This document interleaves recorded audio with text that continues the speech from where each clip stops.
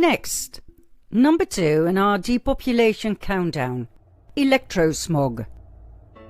The invisible electromagnetic radiation from the use of both wireless technology and mains electricity.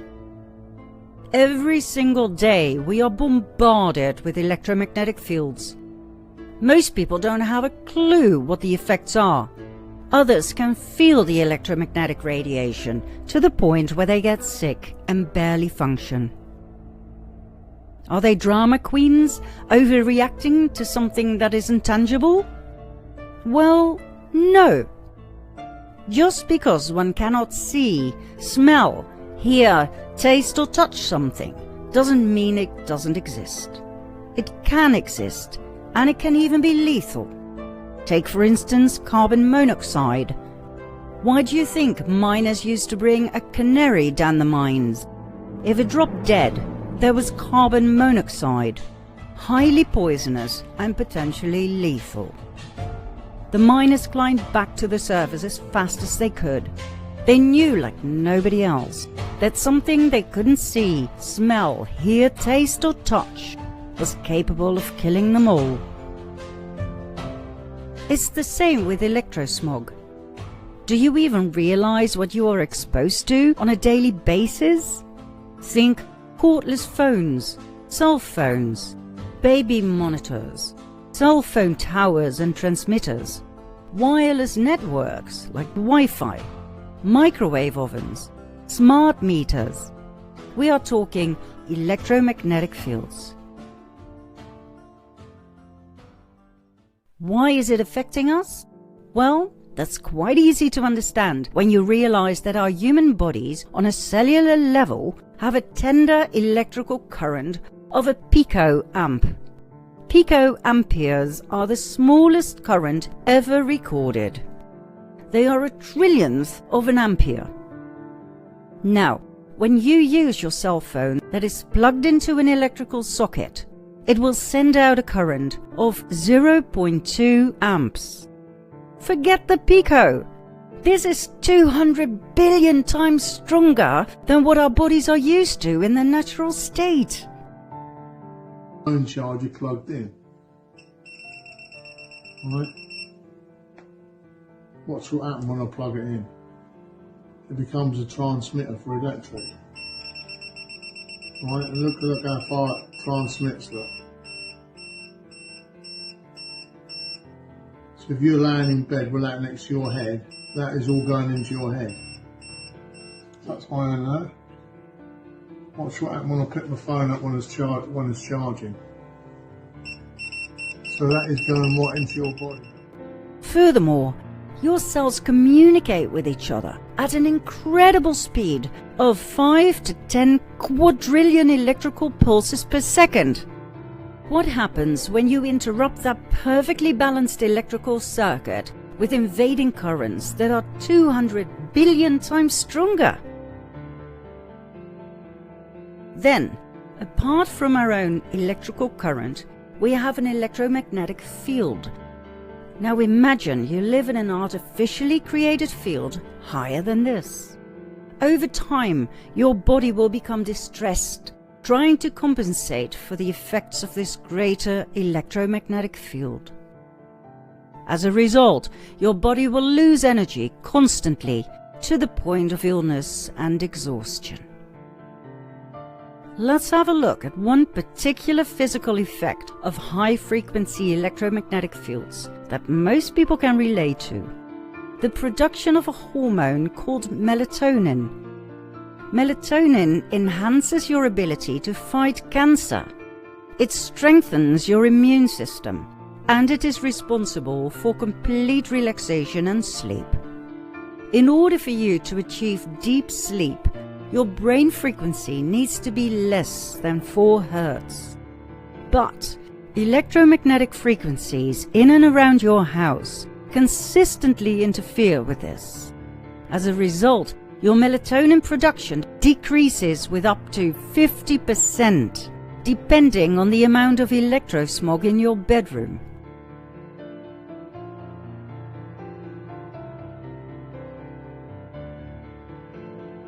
If you want to get up in the morning feeling great and fully rested and refreshed, you really need your melatonin. There's something else you need to know about this hormone. It is produced at night by the pineal gland in your brain. Remember what we said in the previous episode about the pineal gland? That the cabal really wants it damaged because it activates a greater awareness? Well, this is the second reason why the cabal hates full-functioning pineal glands in the heads of their useless eaters. It is so much harder to control and oppress healthy and energetic people than exhausted, unhealthy ones. So, disrupt deep sleep and you got the people where you want them.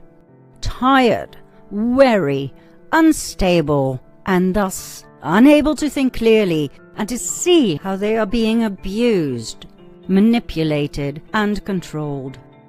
Too tired to see through all the lies and to fight back. Decreased melatonin levels aren't the only effects of high-frequency electrosmog.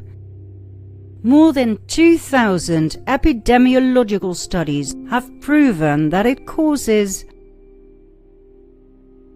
infertility, blood clots causing thrombosis, pulmonary embolisms, heart attacks, and strokes, oxidative stress, damage to the blood-brain barrier, exposing the brain to foreign pathogens like viruses, altered electrical brain activity, and increased behavioral problems in children. Think ADD, ADHD, and autism. Alzheimer's disease. Damage to the central nervous system, causing, for instance, MS and ALS. Cell mutations and DNA damage. Chronic inflammation, weakened immune response, allergies, depression, and cancer. In 2011, the World Health Organization and the International Agency for Research on Cancer classified electromagnetic fields as possibly carcinogenic to humans, based on an increased risk for glioma, a malignant type of brain cancer associated with wireless phone use. Now, of course, you don't get cancer or any of the above overnight. This weapon builds up, bit by bit, day after day, night after night. We asked a group of Dutch researchers to measure EMF peaks in and around the house, and to investigate extensively what the effects of those peaks were on body and mind. Here's what they found. First of all, the peaks mostly took place at night when people are asleep, unaware of what they are exposed to. Secondly, to our surprise, most radiation was measured indoors, not outside and close to the towers, meaning the radiation spreads and intensifies in the electrical circuit of your home. All of your electrical equipment, think laptops, phones, TVs, lamps, electric blankets, coffee machines, fridges, ovens, everything working on LED lights, even the night light in your children's bedroom. Everything radiates EMF like crazy, day and night, especially when plugged in, especially during those nightly peaks, when everybody sleeps and doesn't notice a thing.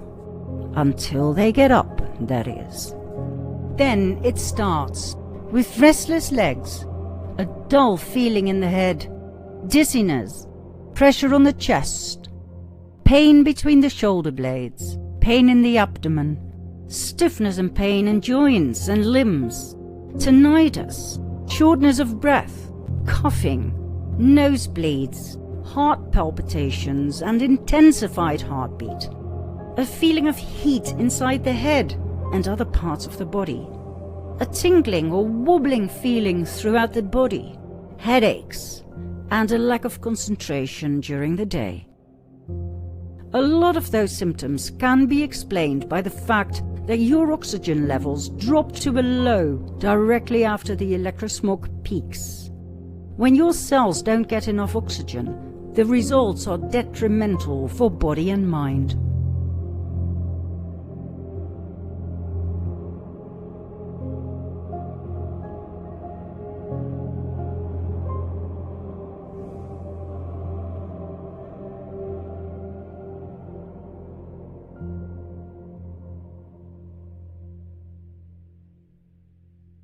We are now entering the brave new world of smart meters. That means your electric meter will do so much more than just show how much electricity you use. The new smart meters are watching you. They sense all kinds of goings-on. They see when you turn something on or off. They see how many watts your electric toothbrush pulls. They send the record of that little event over wireless networks, bouncing through your neighbor's smart meters, all the way to the power company, where they keep record of all your electric consumption volumes and patterns every minute of every day, and store that data forever on computers that you'll never get to see. That data shows when you are at home, shows when you're sleeping, shows when you're on vacation, when you have visitors, when you use a lamp, a power tool, some extra computers, and if you look like you're running a business out of your home. It even senses when you bootleg energy off the grid. Your smart meter data shows a vivid profile of your personal living patterns and whether or not you were at home on the night of the murder. This is not electrical metering. This is personal surveillance. This is a search without a warrant every day. This is your personal private life going straight out through your electric meter to the power company, to the government, to the police, to the insurance company, to anyone who cuts a deal with your power company to look at your life under a microscope. Sorry, it's actually worse than that. People who don't cut a deal can get your information too by simply intercepting the wireless signal spewing from the side of your house. Yes, smart meters are radio transmitters. Here's how you tell. This one is a 1-watt radio station licensed by the FCC. On this all-news radio station, every detail of your electrical life is shooting off to some institutional data center somewhere. Already, the police in Ohio, Texas, British Columbia, and places I don't know about are regularly using smart meter data to pinpoint marijuana grow houses, enforce business licenses, and punish people for doing things in the privacy of their own homes that you were not supposed to do, but they wouldn't even know you were doing if they weren't spying on you. Your power company apparently gets to sell your personal life story to whomever it wants. Any unusual power consumption pattern is considered probable cause to raid you for growing marijuana or running a computer server without a business license. This is about as big brother as it gets. Those friendly men with their truckload of smart meters are going door to door with something a little different than a Christmas carol. My personal opinion is that you and I need to demand that these things be taken off our homes. It is not possible for your power company to claim they have the right to install a surveillance device on your house. Smart meters are no different from wiretapping devices. And in case you didn't know, wiretapping is illegal in all 50 of the states and the federal territories. If you let your power company put a smart meter on your house, you may as well walk around all day with a Facebook helmet webcam pointed at yourself. They have convinced themselves installing smart meters is lawful by some reaching to the moon jive called implied consent. If you say they can change your meter, they pretend you consent even when you don't know really what they're doing. Here's a tip. Tell them they can't change your meter. They had no trouble billing you with the old meter. If you send them a notice by certified mail that they may not install a smart meter or any other surveillance device on your house, their implied consent goes out the window. I would do that if I were you. In fact, I did that, and I'm not even you. Those friendly guys on the sidewalk told me that they plan to put a smart meter on every house in America. If they do that, it will no longer be America. Now, of course, we're talking about 3, 4 and 5G as well. Millions of people are now concerned about the unrolling of 5G, but not many actually understand the exact problems. 5G is not a steady frequency. It is in development. Right now, most countries have 5G of 3.5 gigahertz. Not a big deal just yet, even though the effects on body and mind can already be felt, like we just showed. However, our governments have a plan for their 5G networks. They intend to increase the gigahertz from 3.5 to 28 to 60. 28 gigahertz is now at an experimental stage. 60 gigahertz is the near future. The entire Internet of Things, in which everything is interconnected through a wireless mega network, will be rolled out on 60 gigahertz. The future network of self-driving cars will need a complete infrastructure of Wi-Fi tunnels underneath your town, state and country.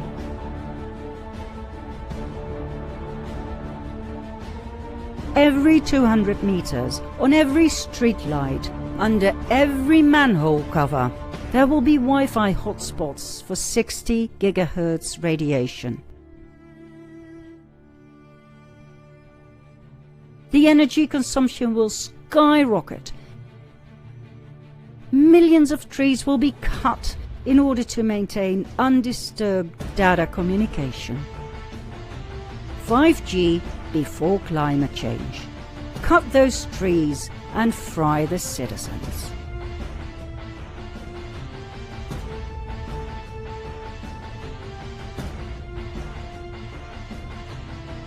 For the last few years, and especially during the COVID lockdowns, countless 5G masts and transmitters have been placed on buildings, on high voltage masts and streetlights.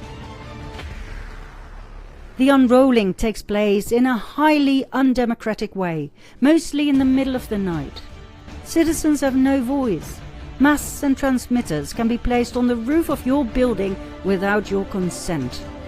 No guarantees of safety and security have been given to the people who live in those buildings or in the direct vicinity. According to experts, the problems surrounding 5G can be compared to those of the famous frog that was about to be cooked. Have you ever heard of this biological experiment? The frog doesn't notice a thing at first. He feels good and warm, all cuddled up in a pan with water. But the frog cannot see the fire underneath the pan. The water gets warmer and warmer. The frog is still comfortable, but as he gets hot to the point of being cooked to death, he doesn't move. He doesn't try to escape, because it is all happening gradually. He spent all of his energy adapting to the rising temperature. And so, he now waits for the horrid death he is about to experience. That frog, my friends, is you and me. 5G, from 3.5 all the way up to 60 gigahertz. Gradually. We are so busy adapting that we will not be able to escape when our boiling point arrives. At exactly 60 gigahertz, the electrons of an oxygen atom start spinning. As a result, the oxygen you breathe in can no longer be absorbed by your blood cells.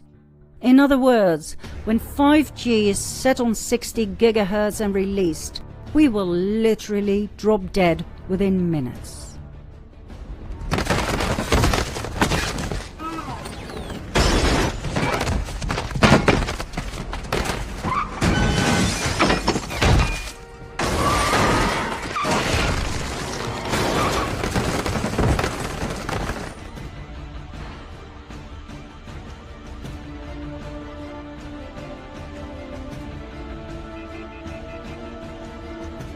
Hard to take this all in, isn't it?